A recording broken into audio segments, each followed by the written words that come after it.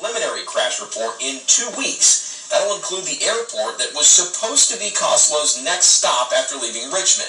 Federal investigators told me they don't know that yet, although Indiana State Police did say Sunday Coslow was on his way to visit family in Arizona when he crashed. An NTSB spokesman told me the preliminary report will not have a cause. That'll come in the final report, which the NTSB told me Monday could take anywhere from 1 to 2 years to complete.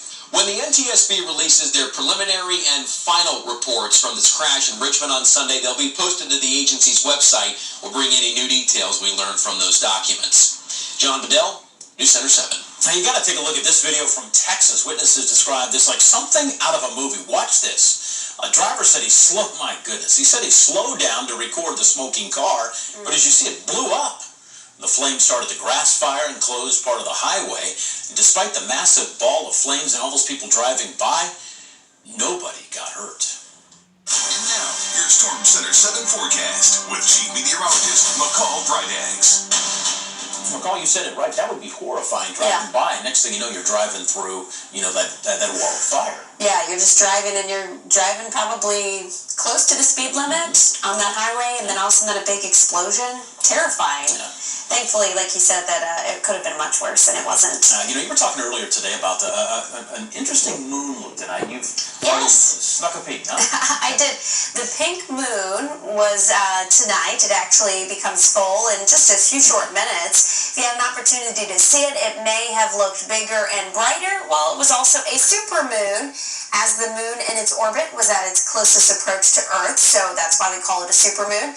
It is named the pink moon because there is a moss that's called the creeping phlox that typically blooms this time of year. That's how the moon for the month of April was named the pink moon. Some interesting trivia there. Looking outside right now, you can see all is quiet across the Miami Valley, including there in Piqua along I-75 at US 36. Temperature still sitting in the mid-60s, and by the way, the typical high for the end of April is 66 degrees, so we are right where we should normally see our high for the day, and it's just about 11:18. So that lets you know that tonight temperatures are not going to be falling into those 30s like we saw last week. It's going to be a comfortably cool night across the area.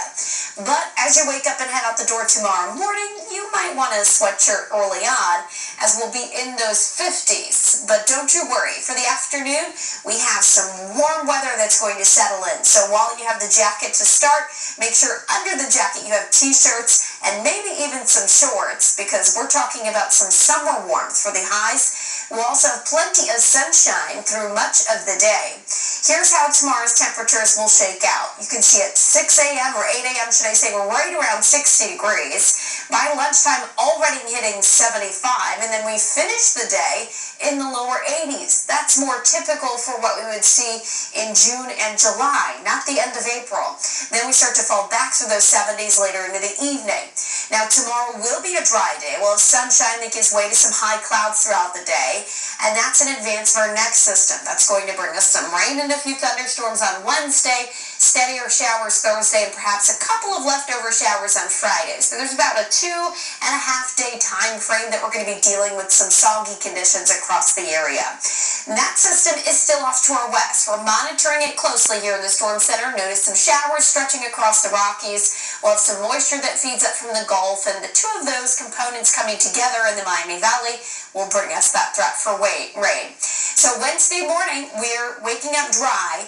We have clouds already have moved in. By the afternoon, scattered showers and storms start to make their way through. There's 2:30 on Wednesday. Showers and storms push on by. It'll be off and on for us Wednesday. A few strong storms perhaps. Then as we get into Wednesday night, the rain shower chances are going to increase. Notice by Thursday morning, widespread rain.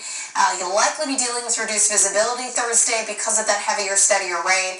And rain is still with us through Thursday afternoon, even into the early evening hours of Thursday night. Rain totals right now projected out for that Wednesday, Thursday time frame. We're talking more than an inch of rain, perhaps as much as 2 to 2.5, maybe even 3 inches. and that could lead to some minor flooding. So that will be something to keep an eye out for as we get into that later week time frame. Temperatures will cool off a little bit with that rainfall. Notice 70s on Wednesday and Thursday. Friday's our coolest day, 63, but even then only a few degrees below average.